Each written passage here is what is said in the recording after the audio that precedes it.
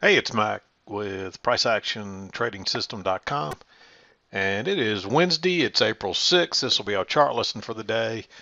And I thought I'd start out by showing you the daily chart. You can see we got our two legs of correction there. Notice we closed really right. We're probably going to end up closing right above that midline. This is a midline. This is not the same. This is based on the 21 bars here, but it's not the same as your normal 21 EMA. So it's a little bit different, so don't confuse it, but it still works the same. It's based on the average of the last 21 bars. So I guess technically you could say it's similar to the 21 EMA, but these bands here are not based on um, price levels. They're really based on a proprietary um, they're fib levels, but the numbers we use are proprietary, so I don't put those out there unless you actually are one of our members or whatever. So I just don't want you to get confused. But this is our envelope strategy that we use, and I like to use this. I mean, you can use this on a intraday chart, but I tend to use this in conjunction with price action readings on the daily chart. It's a good indicator of when prices are getting oversold or overbought. You can see normally when you get down in these levels how quickly it reverses. And so we've relieved a lot of the overbought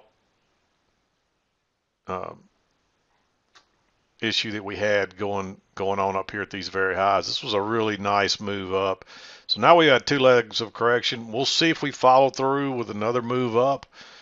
We could continue down, but two legs, I mean, we got a clear two legs right there.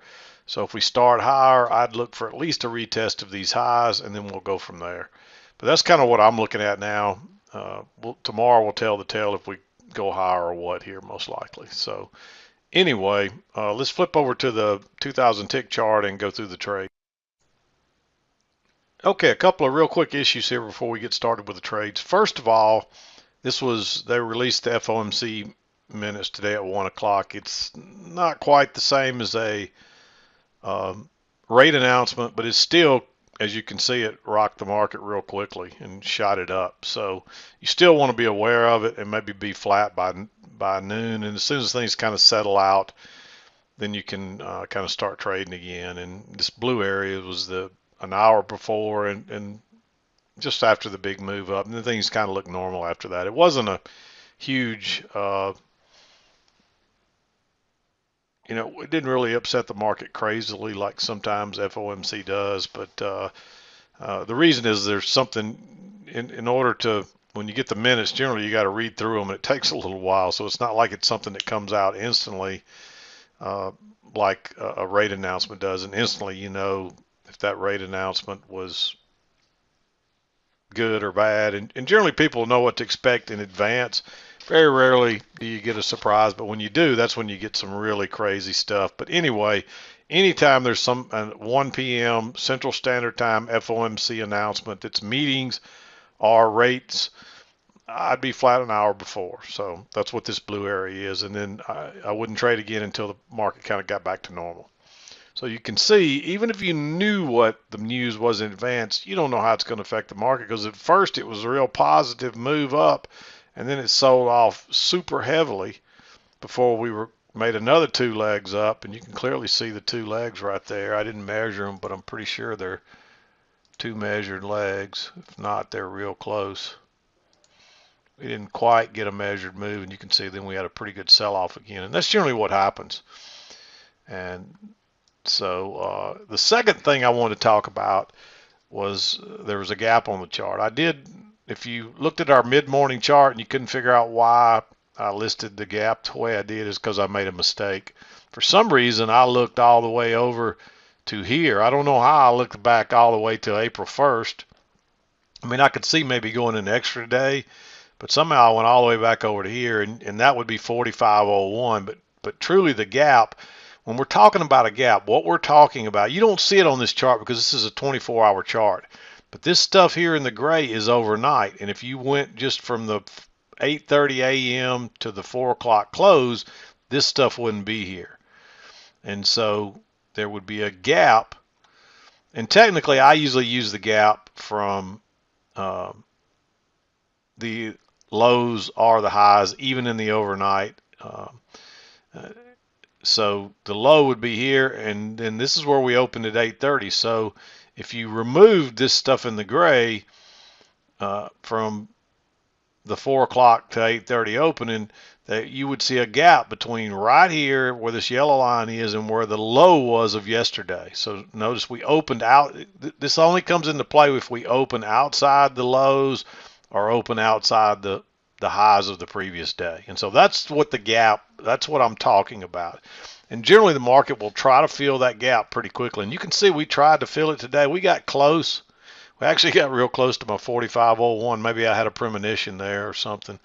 I don't know, but we got real close to my 45.01. Let's just see where we did get to.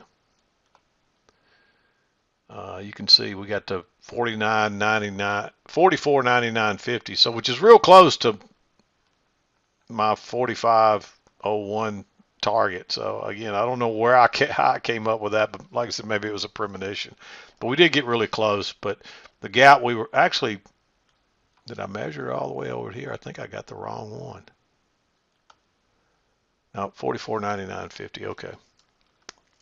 For a minute there, I thought maybe I used that high again. I don't know what's up with me, and I got a lot going on. I'm getting distracted or something, I guess. But anyway, we were looking for prices to come to this line to fill the gap, and so that's what that's all about. And we didn't make it. So, and generally prices will fill those gaps fairly quickly.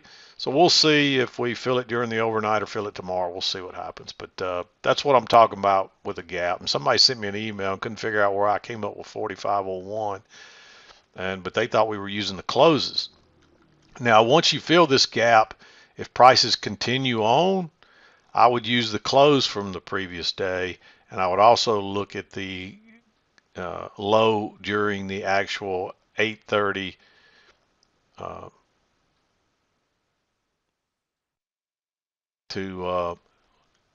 actually you might look at 8:30 to where this gray here is just where is not really overnight trading.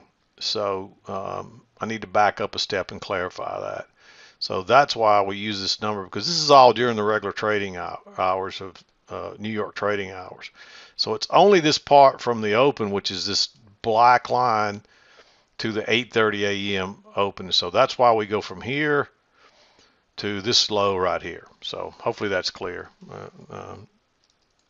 I misexplained it earlier because I was saying this was all overnight, but it's not, and that's why we use that low and not that low here, because I just grade this out because we don't generally trade it. So from there on. So, but that's still part of the regular day's trading. So that's part of, so the low, if it makes the low during this 2:30 to 4 o'clock, you still want to use that for the low. Or if it was the high and you're looking and we open up outside the high the next day, then your gap would be, that's how you find your gap. So I hope that's clear. I hope I didn't confuse you even more. But let's go through the trades and talk about them real quickly.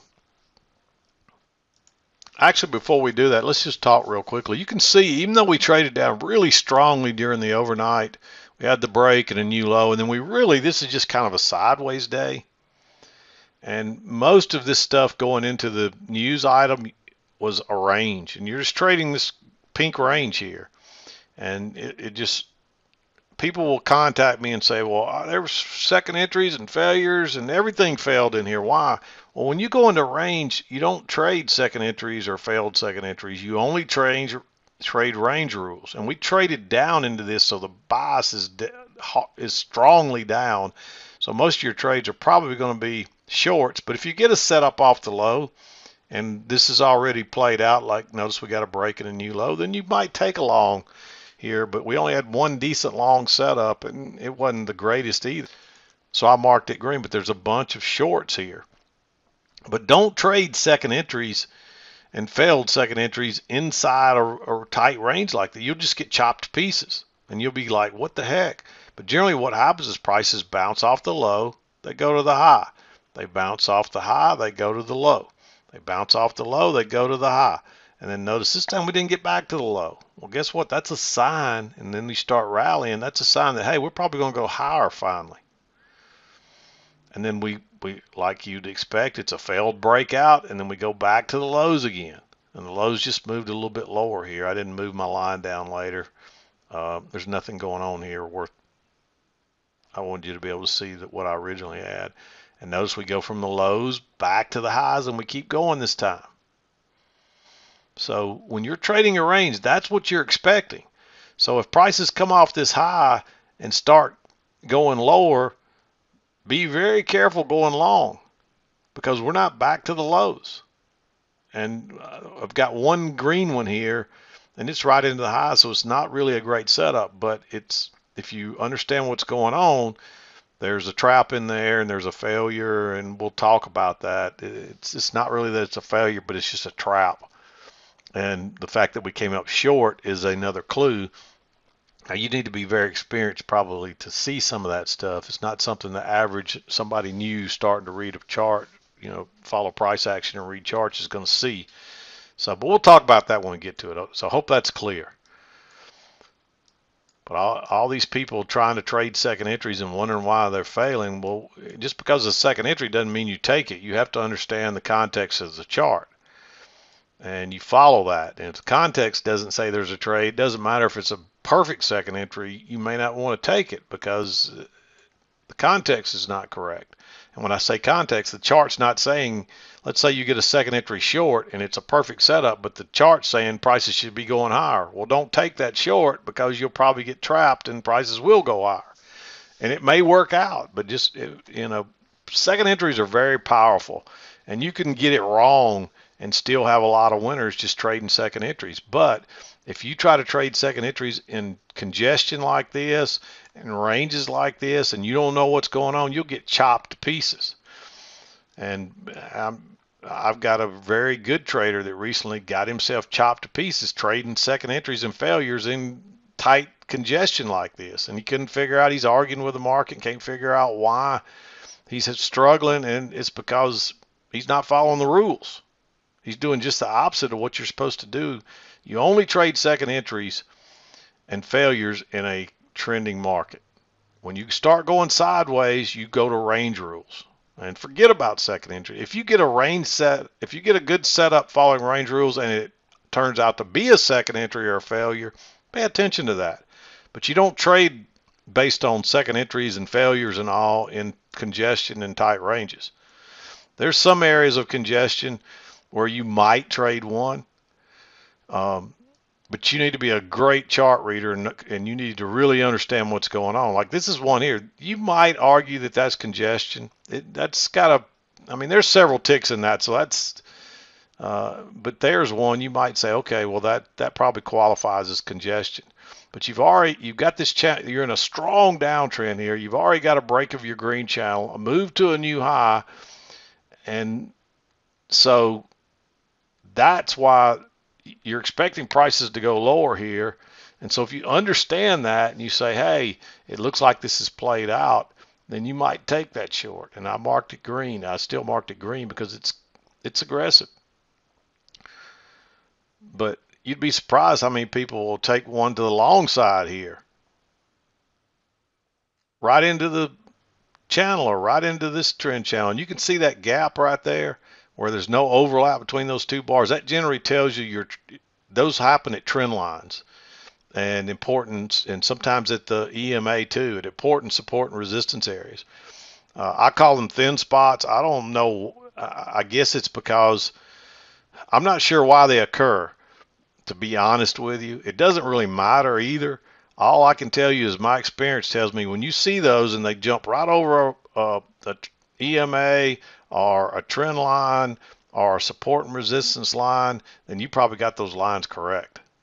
I can tell you that. And you can see I drew this off the lows and drew it up through there, and then that gap just popped in there perfectly. So pay attention to those. But anyway, let's get to the trades. 7 o'clock actually came making this low right down through here, and you get a first entry and you move up here. You get a second entry. Unfortunately, it's not a very good signal bar. It's right off the key entry point, a second entry short. I mean, if it would have even closed just as a doji in the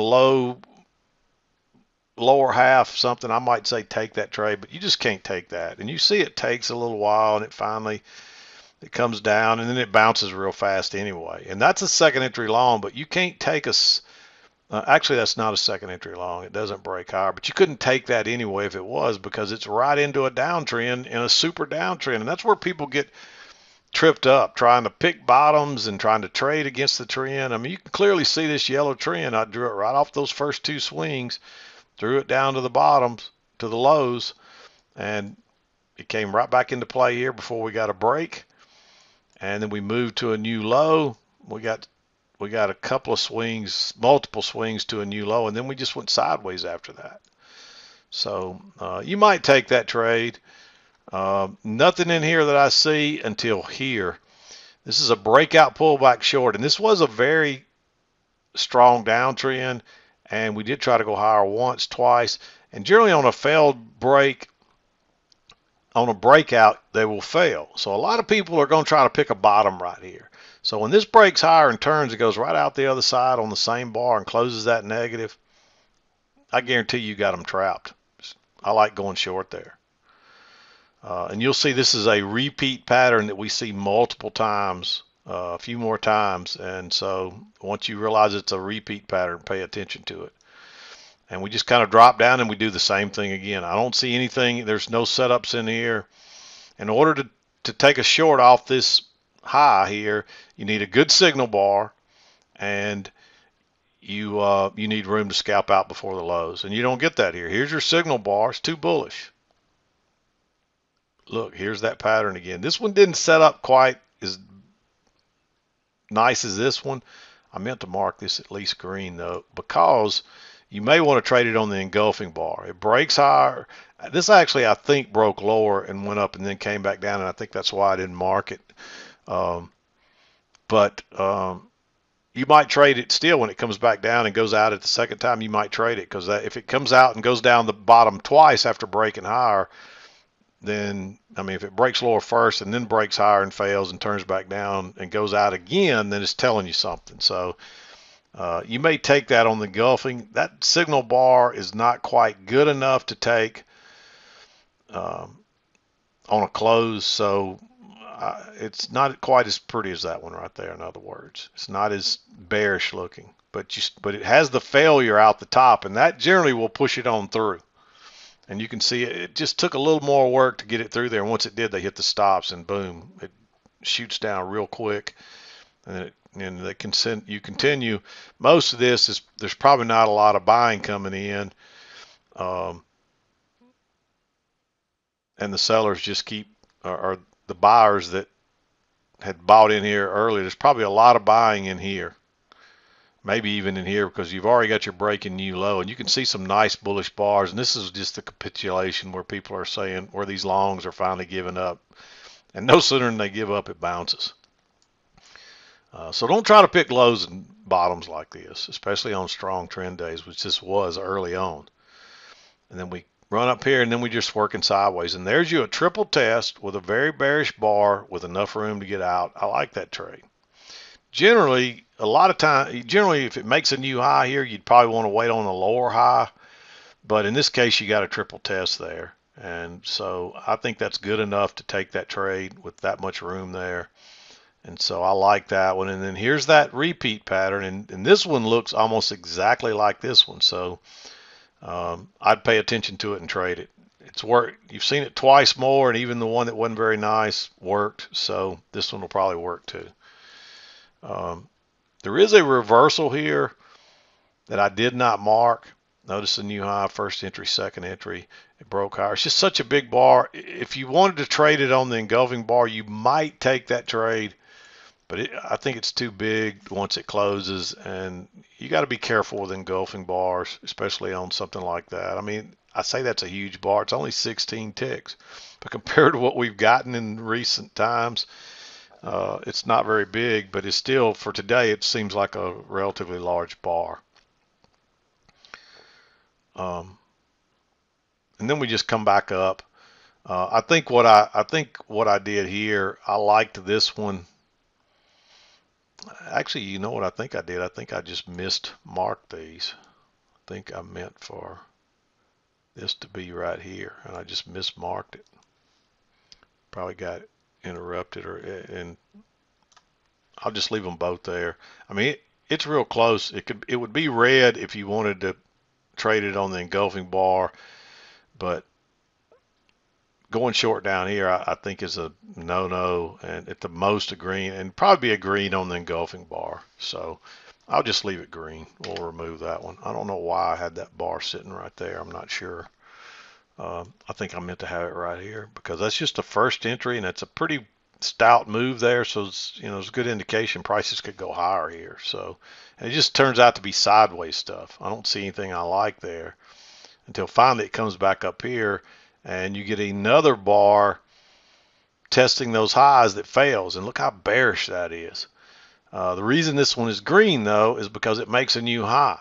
So you're better off to wait on a lower high here. And this is not really a triple test because your triple test is here. So this is a little different. So I would wait on the lower high, which comes here, and it's not a very good setup. But guess what? Suddenly it tries to go higher again, gives you a triple test and a big bearish bar. Now you can go short. Boom. Quick, easy move. There's a lower high here, and there's still a little bit of room to the lows to try to trade that. The reason I don't like this one is because you get two in a row like that, and they make a little 2-bar matching low, and you can see it fails the first time before it finally goes on down. And I just don't think that's worth risking congestion right there. It's taking too much work to get through there, so there's not a lot of selling. And you can see even once it pushed through, it probably ran a few stops of people getting long, and that's about it. And then they're out of gas.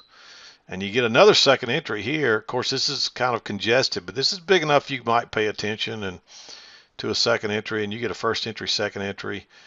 If this bar was the signal bar, I'd probably say go short there. But this is your signal bar, and it doesn't qualify, so you can't go short there. And then you can see we're just chopping along, testing those lows, and it pushes a little lower, and then finally you tried to go lower once, twice, 3 times. So you could look at that as a triple test on a failed breakout. So if this breaks higher, it's a good chance they might have people trapped, and it could go much higher and probably definitely go to the other side. And you can see that's a nice move. And you can get some runners on some of these. So that's a great move up. I like that one. It's aggressive. So you should wait and see if you get a higher low, but you don't get it here. And this is what I was talking about earlier. Notice that you get a first entry and then a decent looking second entry long here. You probably would have scalped out of it, but prices just came off the high, so they're probably going down here, not up here. And so that turns out to be a long trap. And look at that. This is another engulfing bar. Even here, I wouldn't have a problem going short below that bar, but you probably want to enter that on the engulfing bar because I guarantee they got them trapped. And it shoots down real quick and kind of runs out of steam.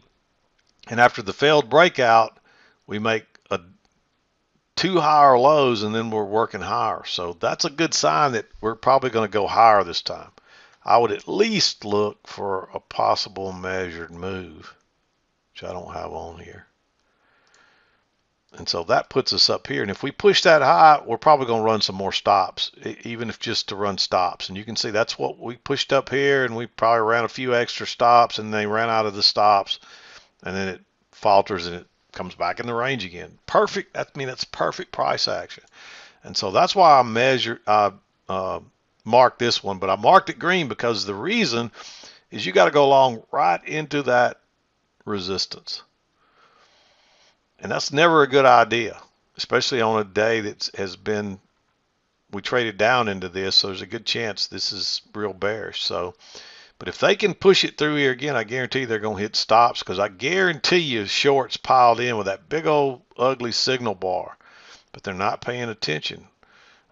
We made a higher high here, so I'd wait on a lower high because this is what happens to you. And I guarantee you somebody, if they don't see it in this video, will probably send me a thing and say, this looked like a 1, 2, 3 triple test. Why did it fail? Well, it failed because we're going higher. And the clues are that we couldn't get back to the lows here. And you got this trap. So this is not worth you don't know that this is going to be a trap ahead of time, but you know, hey, I need to be careful. I got a trend line working up here. Even if it's only short time, I may miss a good move down, but I'm going to wait on a lower high to be sure. And of course, it runs straight up. This was a good trade. I like that trade in real time. I'll just tell you straight up. And I was a little it makes you a little nervous thinking about going long right there. But if they break it higher, I guarantee they're going to hit stops. And you can see this moved up to here pretty quickly, then pulled back, and then they ran it up one more time. And you got a little overshoot here, and then next thing you know, you're going lower. So you don't even get a retest on this due to the overshoot and the fact that it's probably going to be a failed breakout here. And I don't see anything worth taking a short here. It's too congested until you get that little break higher that turns down. If it breaks below that, I mean, you're expecting it to come back in here. This one's tempting, but I would wait till it bounces here to see what happens. And you can see it tried to go higher multiple times and just couldn't. And I mean, that's really a 1, 2, 3 triple test there. It's definitely congested. So, but the fact that it's the engulfing bar again and goes lower, I like it. It's at the top. This gets you short at the high of the range after it tried to go higher 3 times in a row. And look how each move is a little weaker and a little lower. That's telling you something. That's information.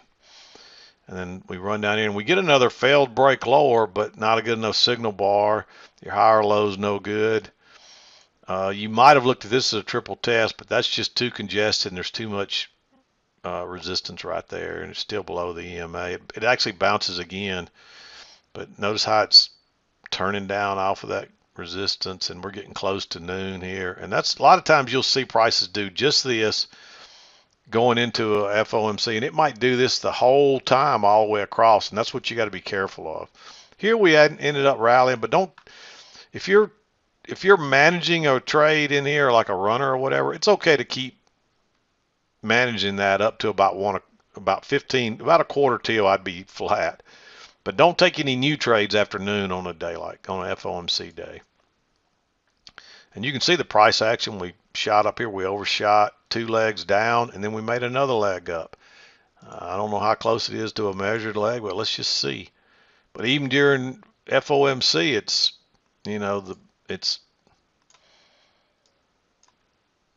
the price action holds.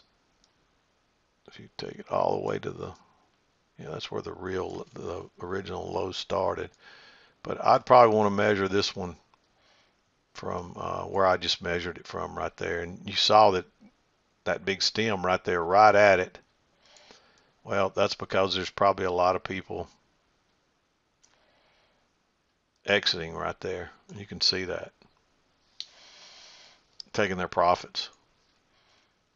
And of course, like I said, it's pretty much back to normal by here. And notice your new high, first entry. And generally, once you get a news item like this, after it runs up, and within an hour, it usually backs up and resets and starts back where it was. And you can see, so you would expect prices to come back to where they were around 1 o'clock, which is back down in here. And then you get this first entry, second entry when it breaks higher. Another one of those engulfing bars, it breaks higher and turns down. I like going short there. You don't get a runner on that, unfortunately, and I don't see any other setups here I really like. This is technically 2 legs back, but the signal bar is not very good. A lower high here, but that's just a first entry with no room, and there's, you've had this support down here before, so I'm not crazy about it. You might say, hey, that looks like a repeat pattern again that we were seeing, but I don't think I would. It's kind of a little bit different situation there, so I wouldn't follow up on that. And of course, we run down here and we make a new low. You can see we went below and made a new low, and then we bounce. But notice there's no breaks to this. Don't try to buy this no matter how good it looks. In this case, it reverses and goes out of here, but don't most of the time you're going to get burned doing that. And that's why most traders lose. They're trying to pick tops and bottoms. But notice we come up here and we try to go short once. We try to go short twice. And so when it breaks higher right there, that's a failed. Technically, it was a failure here, but it's also a second entry long right there. And there's a triple test and a very nice bar that traded down and bounced. I like going long there. If you want to wait on the high or low, it comes right here, but it's not a good enough signal bar. It's too neutral. And then you get a reversal pattern here on a failed second entry short. And look at that bar. And it's off to the. This is what the smart traders are waiting on right here. The seasoned traders, they're waiting on. They're not going to take this high or low with that ugly bar, basically stacked side by side. But when they get this failure here, and that, look at it go, boom, and then people are probably running. All these shorts will start exiting, and new longs will come in, and you get these big run ups like that. So of course we run up here and get a break, pull back, you get a first entry, and then you get a second entry here, but that signal bar is not tradable, and you see what would happen if you took it. So that's why you don't take second entry. Look how flat that EMA is. This is just congestion. Don't take second entries. You get a failure. Let me back up. Don't take second entries and failures in congestion or sideways action. And you get a failed breakout here. Even if that was a good signal bar, I don't think I would trade that. And then we break out the top. I don't see anything that interests me there. But notice here, you get a second entry long. You've already pushed up here and made a higher high. So you've wiped out a lot of the people that are selling along the resistance here. So the next time it goes by on this second entry and higher low, and also it's a failed first entry, second entry, so it's a failed second entry short. We're not looking for a failure, but if you get a setup and you've got, I'm not sure if there's enough room to really scalp out there, but with everything going on, yeah, you can see that's easy. There's two and a half points there. So I like that as a higher low, second entry, a failed second entry short. You might even argue that we've tested this a few times across here. And then you push up and you get a first entry, and you push through and you get a second entry, and it's very similar to this right here. And look how it takes off. Your smart traders say, okay, we're going higher, and it takes off. I marked this one green because it is right into a double top, and it does look a little congested. But if it breaks higher there, I can almost promise you they're going to run stops, and they're going to take it higher. And of course, you get a break, new high, and then you turn down. And you're just kind of chopping along here. I don't see any reason to go long, and I don't see any reason to go short. It's really just hard to know what's going on here. We didn't quite make the target. I don't see any setups here. There's a lower high here. It's moved a little bit far, but if that was a real bearish bar, you may take that trade, but you can't take it the way it is, and then it's too late. We're just too far away from the EMA down here, and it won't be long till it bounces, which it does, and we're into 230 by then. So anyway, long lesson today, but a lot going on, a lot of trades, a lot to go over here that I think will be helpful for you. So anyway, 33 minutes. I'm going to wrap it up. So this is Mac with PriceActionTradingSystem.com, and we'll see you.